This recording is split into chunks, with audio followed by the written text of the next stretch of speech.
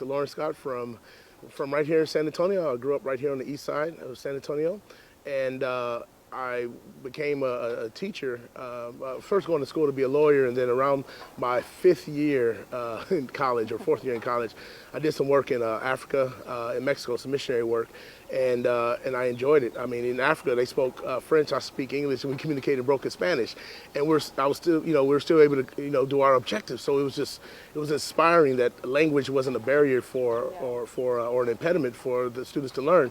So I said, if I can do that, man, I probably can go into teaching and do well and make an impact. And since then, I haven't looked back.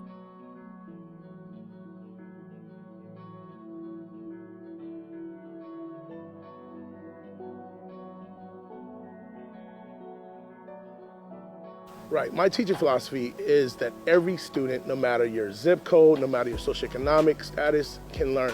And even when I was a teacher, I worked at some of your high need schools, high poverty, high need schools. And my goal in life is to make sure that every student, when they walk through my classroom, will have an optimal educational, equitable, optimal educational opportunity.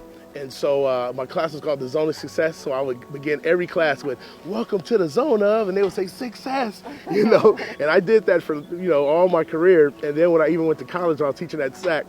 I tried it. I said, well, let me try this. These are adults in Northeast Lakeview. I was like, these are adults. Let me try this. And so I was like, okay, let's do it. Welcome to the zone of. And they were doing success. And I think, even one time I forgot to do it. And the college students were like, "Sir, you didn't do welcome to the zone of success." I'm like, oh, okay. But that's the thing. That goes back to the philosophy.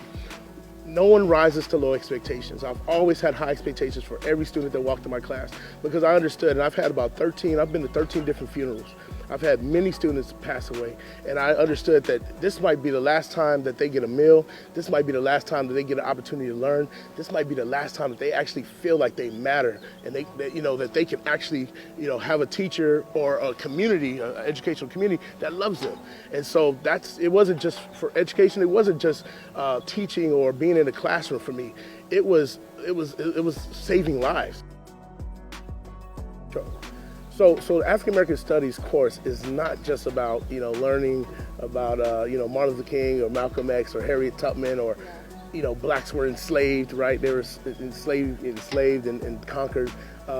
It's about learning, not just black students, but everyone learning accurate information, historical information within the context of what we have contributed to Americans, the tapestry of America's fabric. Like, so many times we hear about us being a conquered people, but we don't hear about before 1619 we were kings and queens. We don't hear about that. We don't hear about all the contributions, that we've done, from Carver to Wilson to, of course MLK, but we have several, the Harlem Renaissance. We don't hear, James, the jazz, in the literary Renaissance. So we don't hear about that. We don't hear about Black Wall Street. I mean, we have so many rich narratives of what we've contributed to this country that a lot of our students don't hear about. So right now, it's an African American Studies course for high school students for high school credit. So it is an elective credit. And again, we have other ethnic studies, Mexican American Studies. Right now, Texas is the only state that has Mexican American and African American Studies in the whole nation. So right now, Texas is leading the way, and we're excited about that. But yeah, it's right now for high school students. And I have a meeting on Friday, which we're probably going to be talking about delivering it for elementary students as well.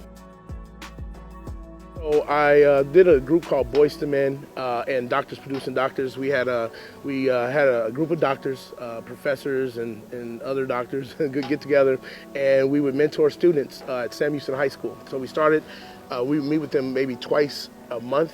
And we started when they were in ninth grade, and we followed them all the way to senior year. And all of them have done well. They're all, they went to college or the military. They all did well. And so we followed them, and we basically just showed them, again, giving them that archetype of success. This is what you can have if you just, believe, in yourself and God, use your God-given gifts, and you're gonna achieve this.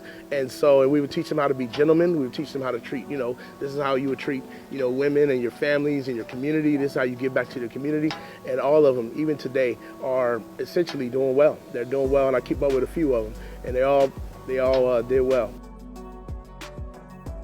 Here you get to focus on not just the theories and the theoretical frameworks, but you also get to imbue practical applications. So my students, so for instance, I have students that we were taking a curriculum class, and I told students, okay, we talked about curriculum, the inceptions of curriculum development and evaluation of curriculum.